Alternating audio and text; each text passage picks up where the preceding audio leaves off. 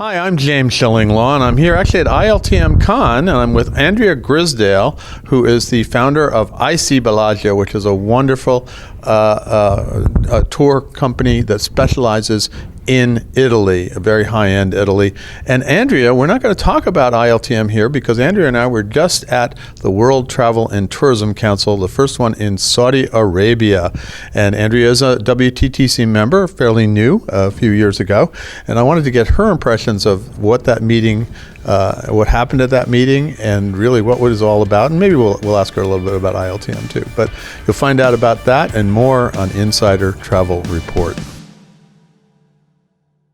Andrea, first of all, great to see you as always. And we did see each other, but then my camera battery ran out, so I couldn't ask you about your impressions of WTTC. But really, what did you think about this? This was the largest summit they've ever had, and you became a member how many years ago? I joined WTTC in 2016. Yeah. So 2016. So what did you think of this meeting?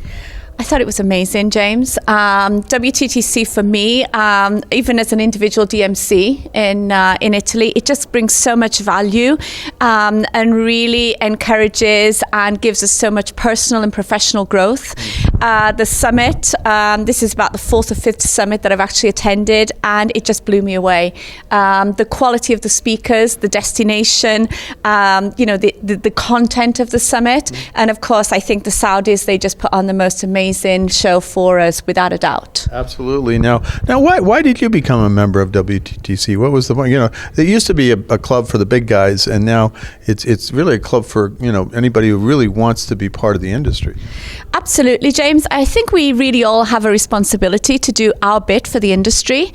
Obviously, we're never going to learn new things if we don't put new things into our brains. And in all honesty, being a member of WTTC for me, not only does it allow us to leave our legacy and leave a much richer legacy because we're much better informed, but the level of growth that I've experienced since I joined the organization has been second to none. I know you've been very active in it, and it is something I've seen you working at, and I've been covering WTTC for many years, but the Saudi Arabia meeting was the biggest I'd ever seen, and certainly according to such an exotic destination. What was your impression of Saudi actually overall?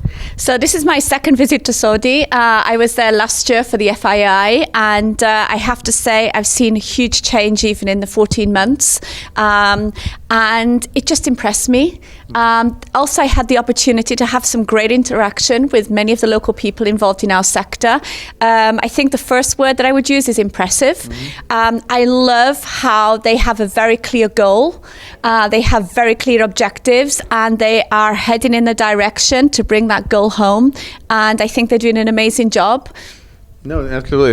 It was fantastic to see them. Now, based on your discussions with other WTTC members and what we heard, how is 22 shaping up, and 23, both for you and for everybody else? So 2022 has been an amazing year for us, James. I think we all knew that it was going to explode once they opened the borders. What we didn't realize was just how much. We've seen tremendous growth this year. It's actually the first year in 22 years of being in business that we've had a stop sale. We felt that was something that was necessary to enable us to maintain our level of service for our guests.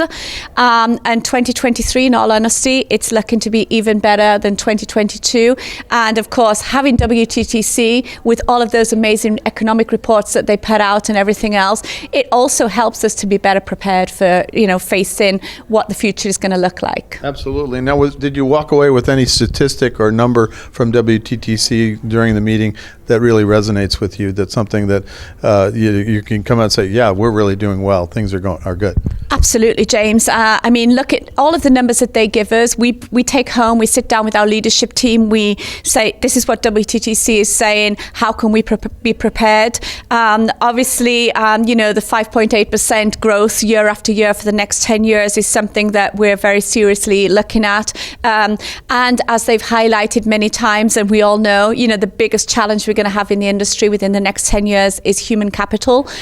So our big question to ourselves ourselves and also to our community, which is our hotelier partners, our supply partners on the ground, is how can we be better prepared for that? I mean, WTTC, they told us that this year in our industry in Italy alone, 250,000 jobs were unfilled.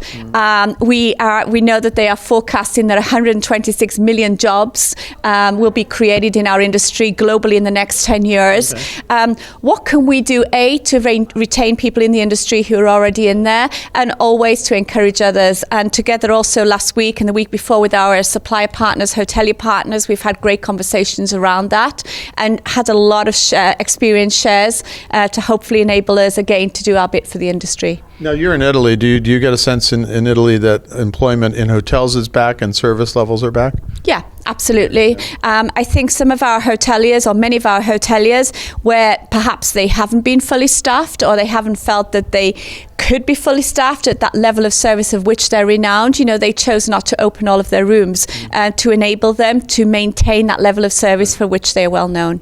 Now, are there any other takeaways from WTTC, from your own interactions, or even from just your visit to Saudi that you want to share with us in terms of what you got out of that event?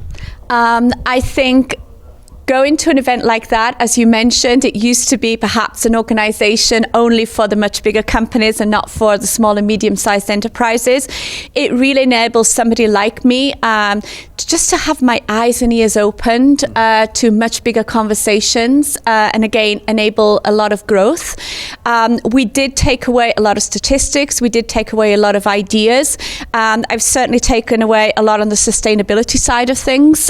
We will be paperless by the end of 2023. We're talking sustainability, absolutely. Absolutely, James. And also, the conversation by Mr. Griffiths of the Dubai Airport Authority has really also given me food for thought regarding our travel and how can we even pack in less luggage, less flights. What can we do as a company to do our bit again for the industry and to help sustainability? So it was a great meeting for you, WTC. Now we're here in Cannes, as usual, and having some fun here and meeting lots of people. So it's really for 2 weeks in a row, you've been busy interacting with the rest of the industry, right? Absolutely, James. And between seeing you in Saudi and coming to Cannes, we actually hosted our very first hoteliers meeting. You did that in the middle, right? Exactly, James. God forbid, life should get boring, right? We actually invited 30 of our top hotelier friends from across the country to Villa d'Este for a 2-day get-together, and it was just a great opportunity for us to exchange ideas, exchange things that have worked, that haven't worked, opportunities, challenges, and a good time was had by all. Sounds great, and it was great to see you both at WTTC and here. And although I got to tell you, the next time I see you, I want to see you in Bellagio on Lake Como. Sounds like a plan to me, James. You're welcome anytime.